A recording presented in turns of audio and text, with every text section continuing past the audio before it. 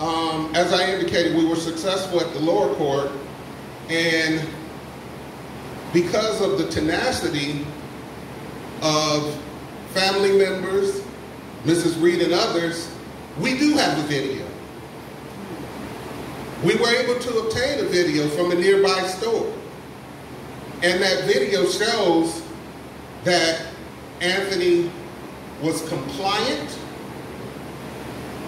The video shows, and the officers admit, that he did not try to elude them. He was pulled over because his windows were tinted.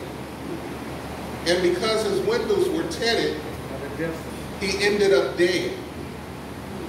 The officers maintained, well, now he's being pulled over for tinted windows, mind you, but they said when we got behind him and began to follow him, he started acting suspiciously because it looked like he reached over to the glove compartment.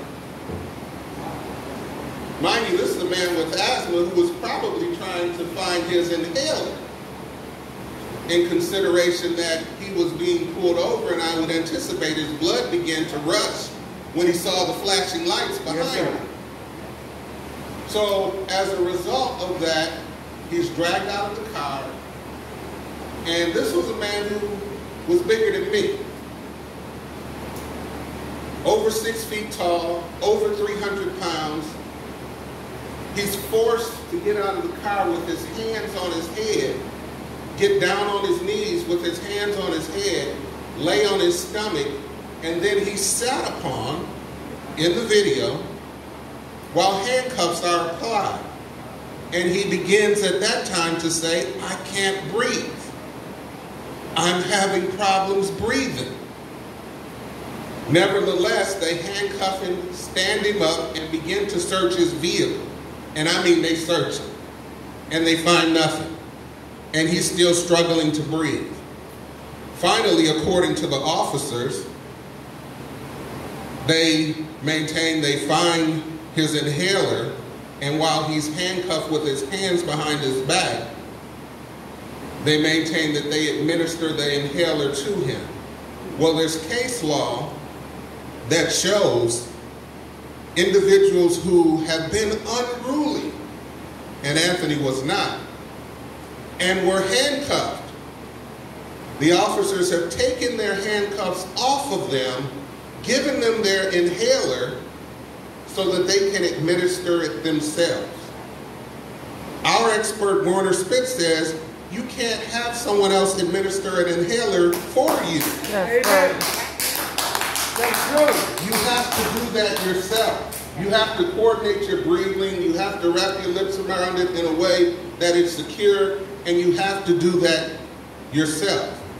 And the lower court judge found that there's a potential that the arrest was illegal, and a jury should make that determination. There's a potential that when they sat upon him, that was excessive, and a jury should make that determination. There's the potential when they kept him handcuffed after determining he was not dangerous, did not have any weapons, and would not allow him to administer his own inhaler, that potentially constituted excessive force, and a jury should make that determination.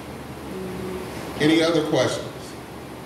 I was going to, so assuming you've acquired the police, you know all this information from police reports, et cetera? I know all this information from police reports. I've deposed the officers. I've seen all of the evidence, and I've briefed the case in the lower court, in which we were victorious, and now we are at the Sixth Circuit Court of Appeals. And you kind of touched on it. They wanted me to ask like how you establish a case, and you kind of, I mean, this is your case, is that he couldn't properly use his inhaler, and he was not acting unruly or anything like that. And not only could he not properly use his inhaler, but here's a man who, at most, should have been issued a ticket for tinted windows and been allowed to go on about his way. Amen. There's no basis for dragging him out of the car and sitting upon him, which our expert says in actuality caused him to begin to suffocate and have an asthma attack. There was no reason to do that. None whatsoever. Are the similarities to this in the Floyd case? Like, I mean, how do you- Well, I think there are similarities not only in the Floyd case, but in a litany of cases. Eric Garner, Mike Brown, Sandra Bland, George Floyd, Freddie Gray. There are a litany of African Americans in the past and daily who are being subjected to this type of treatment. And the only way that we're going to bring about a change is to change the law. And that's the initiative, in addition to the litigation we're engaged in on behalf of Anthony, that we will be embarking upon. Lobbying our state and national legislators to do justice by minorities when they are encountering the police. The law must be changed. No longer can we have, quote unquote, qualified immunity for individuals who are breaking the law. Any other questions? What was the formal cause of death found to be? Sorry? The formal cause of death found to be? Suffocation. Suffocation. Okay, thank you. Yes. Anyone else have a question for Mr. Sanders? I'm asking you Oh, yes, I am. Okay. Also, too,